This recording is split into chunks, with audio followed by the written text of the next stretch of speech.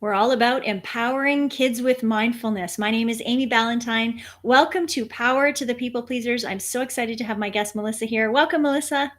Oh, thank you much for having me. I'm so glad to see you on this snowy day. Yes, yes. Well, we are together because the very first time that I met you, I was so impressed with what you are doing with mindfulness for kids. And I'm very excited to jump into this conversation and to connect it to people pleasing as well. And like I always ask every single one of my guests, have you ever been a people pleaser? And if so, how did that show up in your life?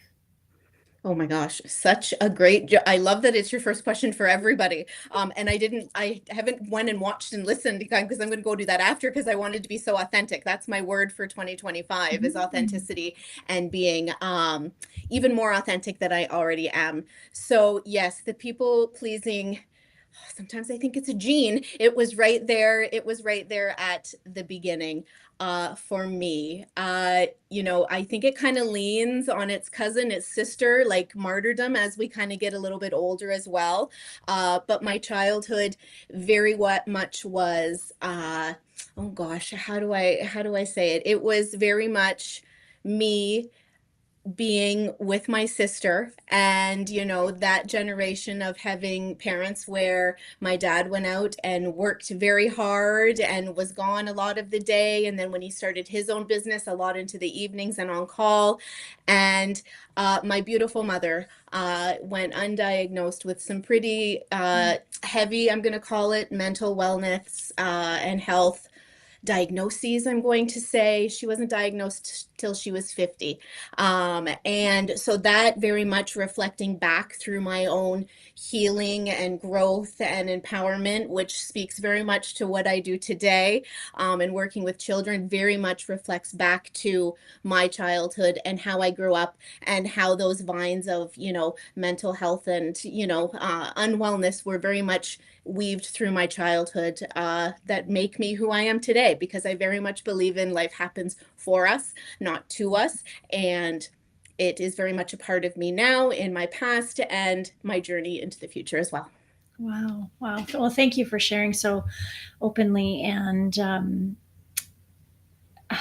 I'm sure you're not alone in the experience that you had. So others will resonate with the message that you've shared as we begun here today.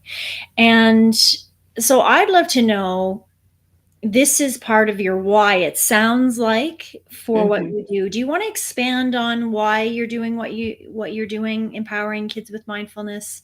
All of it. Absolutely. Yeah. Yeah. I quite honestly, I wish I had these tools when I was back growing up.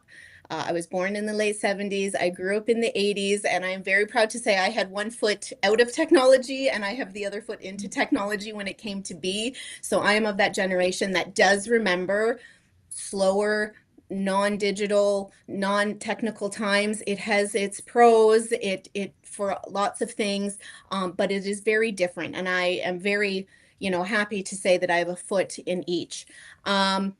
But some of these tools and kind of like the anxiety and the anxiousness that came from my childhood, that came out in people pleasing to get that approval, to kind of have some semblance of control in my own life as a child, very much, you know, helps me today, even though we are teaching children mindful tools to help find their calm and their happy and their focus. It's very easy, and efficient for adults to learn them as well. And I kind of use them every day myself and wish I had them back then. Oh, yes. I I wish we all had them. And it's interesting. I'm going to read your bio in a second because I don't want to miss that for people to understand how wonderful you are in the work that you're doing. I I overhear my children talking a little bit about uh, emotional learning at school. Hmm. And I'm so glad that they're doing social and emotional learning. That's what it is. I'm Hmm. glad that they're beginning to integrate some of this information into the school system. But the work that you're doing is so very important. So I want to share your bio before we get too far into the conversation. so I don't miss this. So Melissa is a wife and mother of 3 handsome young males, and a 20-year background in traditional education has led to a new path to serve children and families through a mindfulness lens, where she founded Mindful Kids Inc. in Stratford, Ontario, 8 years ago. So you've been doing this for a very long time, which I greatly appreciate. And you focus on how for kids to find their calm in any situation or emotion, to live the most joyous life possible in whatever way any day looks like for families, by teaching and supporting the integration of mindful tools as secret superpowers in everyday life. I love that. And so you are doing this in the form of summer camps, March break camps, PA day camps, and things in between. And I loved what you said about there's a nature setting. So this is obviously by no means your lengthy bio, but you're doing incredible things. Can you share with me the connection between nature and mindfulness as we jump in here? Well, I just think there's something about nature that we can learn from. Like right now in the winter season that we have, just take a look at those trees. They're going slow, they're resting, they're relaxing, they're taking a break, because in other seasons they are doing their thing.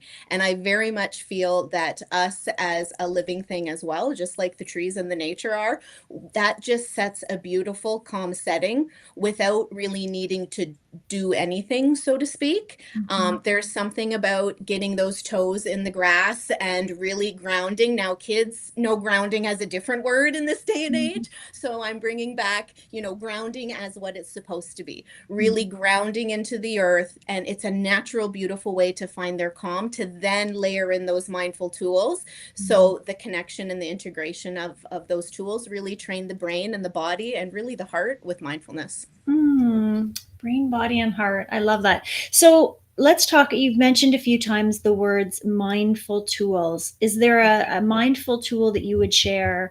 Obviously, you don't need to give away all your secrets today, but a mindful tool that would be relevant for the people pleasers that are listening, whether they have this skill uh, or needed this skill maybe in their younger years, or they need it right now. Yeah, I think we're at a beautiful time in the world where feelings are a little heavier, they're a little stickier, they are hanging around a little bit longer. And what we teach our kids and our families and our community here in Stratford too is that you can hold two feelings at once, and it's okay to take a break from that heavier feeling, to not shove it away, not push it away, but put it in a safe space so Mm. you can, though, have fun, have a calm, peaceful moment, in a present moment activity that, is supposed to be a childhood for kids, whether it's a sleepover, whether it's a birthday party, whether it's family movie night, because it's family day weekend, whatever it is. Sometimes like that guilt can come into, like, I should be sad because Pete the dog died, but I'm really having fun at my friend's birthday party. And that mindful tool really just says that we can hold two feelings. We can put one away safely. It doesn't mean, we're doing anything that, or it's going to come back even bigger. It's just a safe place to put it so we can really have fun in the present moment. And Mm. ironically, we call that one drop it down the hole. We literally teach kids to using breath work to drop it down the hole. That's the safe space. Oh, So they cool. can go and have fun in their present moment activity. And then they can come back. And it's kind of like a check-in. Like, is that feeling still really big? Has it decreased a little bit? Is it still there? But just to know that it's okay to take a break from it. I love that. And I'm excited and grateful that you shared that one in particular, because I have taught a very similar model to some adults.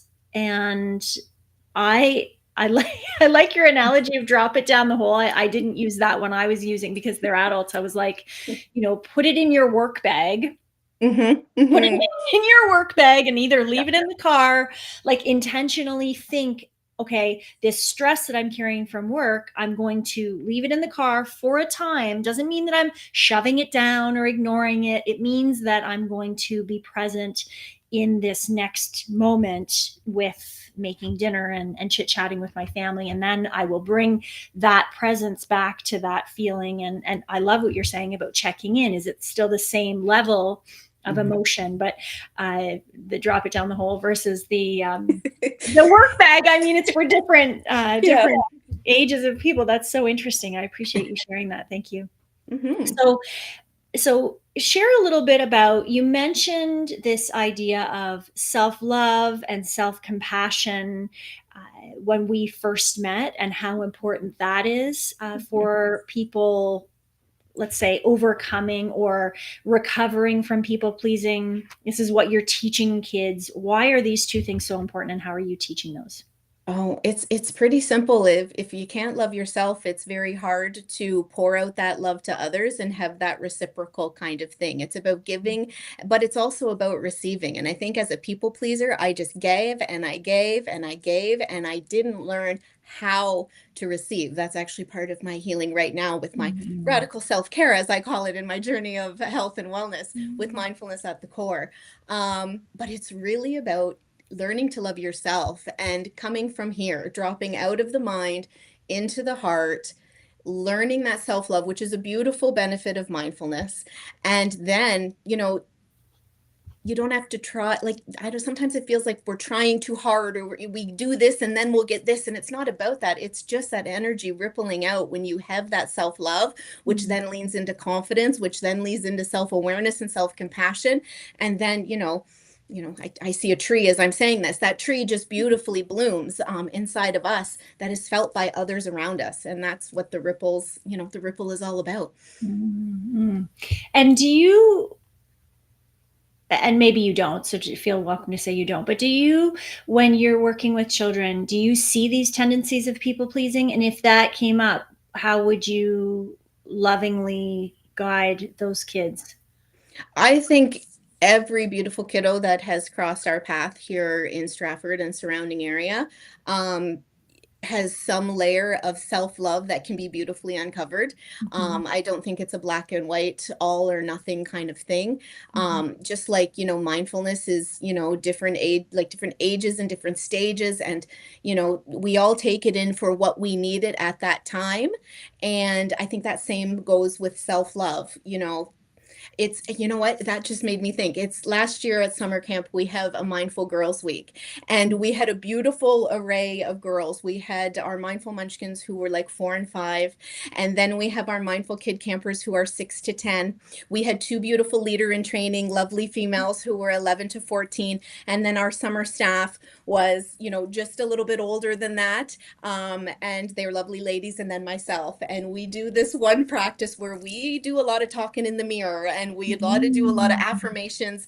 Again, it all comes down to breath work. And to see how easily those mindful munchkins, those 4 and 5 year old little girls do it, and then how it got a little bit trickier for our 6 to 10 year olds, and then our beautiful tweens and teens, our leaders in training, 11 to 14, very tricky. And then I said, okay, staff ladies, time to lead this. And you could just like it's funny how it, you know, the different levels of self-love and being okay with it and looking in that mirror and saying, I love you. You're awesome. Mhm. You're doing amazing. You are so confident. Like whatever those affirmations were that we were using, got a little bit trickier as the age kind of went up. So always interesting to see, but beautifully shows the different layers of self-love. And when kids are little and they're just taking it all in and using their imagination, it's just naturally there. And we want that to continue with our 6 to 10 year olds, Mhm. our 11 to 14 year olds, and the ladies, us ladies into adulthood. Yeah. And I appreciate you sharing that, because isn't it interesting how when we're little, we don't have as many blocks to seeing our greatness and to seeing the beauty and awesomeness that there is. And the older we get, the more blocks that are, Yeah. the Yeah. filter is blocked. Yeah, exactly. Yeah, those layers Unclog kind the of filter pop up. Yeah. Yeah. to really seeing. So I really like how you even mentioned that you're on your own journey of radical self-care. So Mm. Oh, yes. if you're open, what's one of the things that you're doing to reconnect to that for yourself? Well, when the self-care, like for women, mainstream thing kind of came out, I'm like, I always love to read a good book. That's always been like a part of who I am. I've never been like the fluffy, fragrant bubble bath lady. Like that's not me. And I'm like, my intuition was telling me this isn't you, and that's okay. You find your self-care that Yeah. works best for you. So it has been quite the journey, and radical meaning leaning much more holistic Mhm. than maybe what the mainstream was telling us ladies was, Mm. here's your self-care and here's when you can do it. So I very much leaned into oh goodness, what haven't I done? Access bars and Reiki, and just a simple day at the spa and not feeling guilty about going there and doing that. Really slowing down to speed up.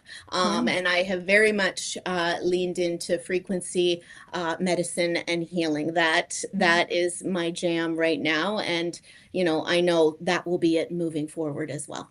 Wow. And so I love that you are recognizing that in order for you to pour out into others, caring for yourself is a critical component of that. And I'd love to know, in this journey that you're on, you mentioned frequencies and so on, Hmm. how will this play into the next layer of curriculum development that you have for your camps and so on? That's a very good question. I am a the more I learn about, I'm not a quantum scientist. Let me just disclaimer that right now. But it's very much a science that has not been around for a very long time. And there's a reason for that. But, as it's coming more to the forefront, it's really the most science that makes sense and that I actually liked. Like, Mm. it should have been one in high school that we learned when you had to pick between biology, physics, and chem, right? Like I would have picked the quantum science instead because it just makes sense. My intuition just, fires like this Mm. is right. And, you know, again, through my own, both self-healing both emotionally and physically during some other things in my life. This frequency healing, this frequency medicine was what I was looking for. I just didn't know in what form it would come in. So we have various frequency healing tools that we have set out through our camps that just naturally set a beautiful atmosphere and set a beautiful vibe to help kids just relax even more into the present moment, Mm. and to just get that best experience out of a group setting or a one-to-one session with myself. It just beautifully sets the tone and gets kids comfortable because they need to be comfortable to build that rapport, to be open to that connection of mindfulness and how it can help them. Mm. So I've got a couple more questions, but Yeah. the in our first conversation, you mentioned empowering kids with mindfulness by teaching them to let things go. Tell me more about that and how this plays into our very, very busy lives that we lead and the stress that is surrounding that for children. Yeah, I think, well, awareness is first and foremost for kids. So being aware that that anxiety is there, or that anger is there, or that grief in whatever form is there, to not see it as, a bad emotion. I teach that emotions are all very good. They are all helpful. And when we lean into them even more, when we let them be there, when we can finally name them, we begin to tame them. And that's how then we begin to let them go, to settle, to relax. Kids will often say to me, like, I'm so tired, Melissa. Like, what is going on? And then we learn that tired really means relaxed, that we let those emotions be there and then finally gently let them go. And we just don't know what relaxed feels like in this day and age. So, yeah. Oh, I think that's important for all. I hope the people listening are hearing that. Yes, we're talking about kids today, but really, we all have the small self inside, It's right? very true. Those So, inner children they're speaking to us yeah, all the time. Yeah, this message isn't just for people with children. This is message for all of us, right? absolutely. I appreciate that.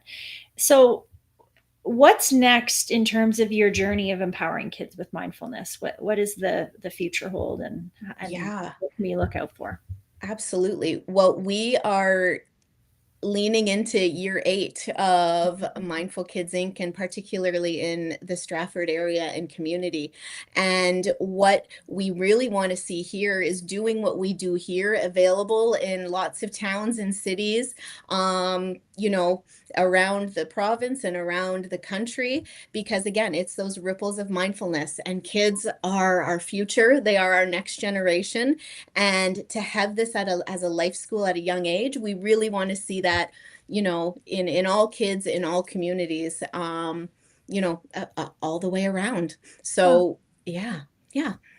oh, that's so great. Um, what if you were to leave us with a closing message today that resonates with you around either empowering kids with mindfulness, empowering adults who are, recovering people pleasers? What would that message be? Don't give up on yourselves. Mm. Believe in yourself, trust in the process.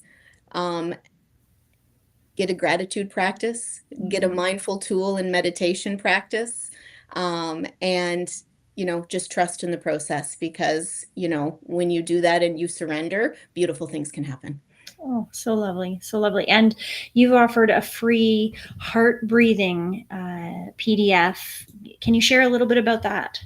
Absolutely. So that kind of leans back to the mindful mantras. And since we Mm. are technically in the month of February, as you and I are speaking, breath work and a mindful mantra really, really are key. So this downloadable, printable, whatever form it can come to you in, it really helps as a mindful mantra that really stops that mind and pulls you into the present moment. Like, I am so safe. Kids just want to know that they're safe. We assume that they think that all the time. We have the four walls of our house and everywhere that they go, but safety in kids looks a little bit different. So the mantra, I am so safe, is just beautiful. And then our foundational one, I am so calm, is just beautiful and lovely to repeat. And then I am so loved, since we're all about self-love in the month of February. And when we add our breath to that, they can trace their finger around the heart. So it's I am, and that's the breath in.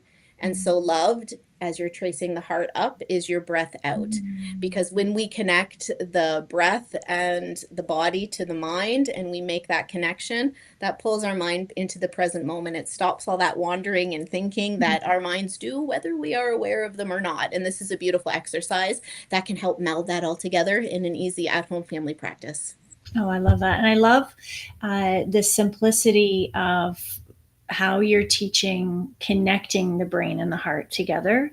Uh, that's very, very cool. My friend, Yeah. it's been wonderful to have this conversation with you. You're doing incredible work in the world, and I'm so excited to see your vision trickle into even more communities and more families. And I'm so grateful for you to be here today. Thank you. Thank you for having me.